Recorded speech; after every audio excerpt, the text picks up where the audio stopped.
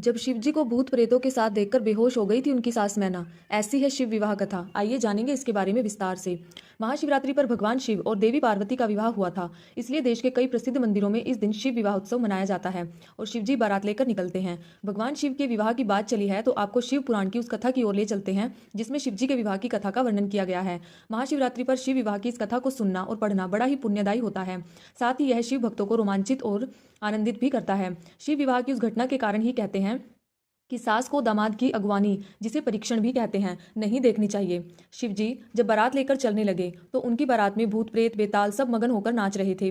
भगवान शिव स्वयं नंदी पर विराजमान थे और गले में नाग की माला धारण किए हुए थे। साथ में भगवान विष्णु और ब्रह्मा जी भी देवताओं की टोली लेकर चल रहे थे। त्रिलोक शिव विवाह के आनंद से मगन हो रहे थे। हर तरफ शिवजी के जयकारे लग रहे थे। बारात नगर भ्रमण करते हुए देवी पार्वती के पिता राजा हिमवान के द्वार पहुंची। बारात के स्वागत के लिए महिलाएं आरती की थाली लेकर आई। भगवान शिव की सासू माँ मैना अपने दामाद की आरती उतारने दरवाजे पर पहुंची। भगवान शिव के सामने जब मैना पहुंची तो शिवजी का रूप देखकर चकरा गई।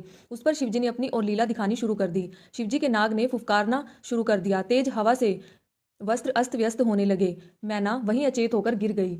मैना को होश आया तो उन्होंने शिवजी के साथ अपनी कन्या पार्वती का विवाह करने से मना कर दिया। मैना ने कहा कि देवी पार्वती सुकुमारी को बागंबरधारी भस्मधारी मसानी को नहीं दे सकती। माता को व्याकुल देख पार्वती समझ गई कि यह सब शिव लीला के कारण हो रहा है।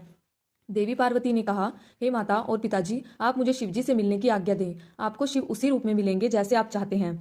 माता पिता से आज्ञा लेकर देवी पार्वती जनवासे में गई और जहां शिवजी विराजमान थे। देवी पार्वती भगवान शिव से बोली कि हे प्रभु, आप अपनी लीला समेटिए। मेरी माता आपका मसानी रूप देखकर व्याकुल हो रही है और आपसे मेरा विवाह नहीं करवाना चाहती है। हर माता की तरह उनकी भी इच्छा है कि उनका दामाद सुंदर और मनमोहक हो, इसलिए आप अपने दिव्य रूप को प्रकट कीजिए। देवी पार्वती की मनोदशा समझकर शिवजी ने अपनी लीला समेट ली और भगवान विष्णु और चंद्रमा ने मिलकर भगवान शिव को दूल्हे के रूप में तैयार किया। भगवान शिव अपने चंद्रमौली रूप को धारण करके सबका मन मोह रहे थे।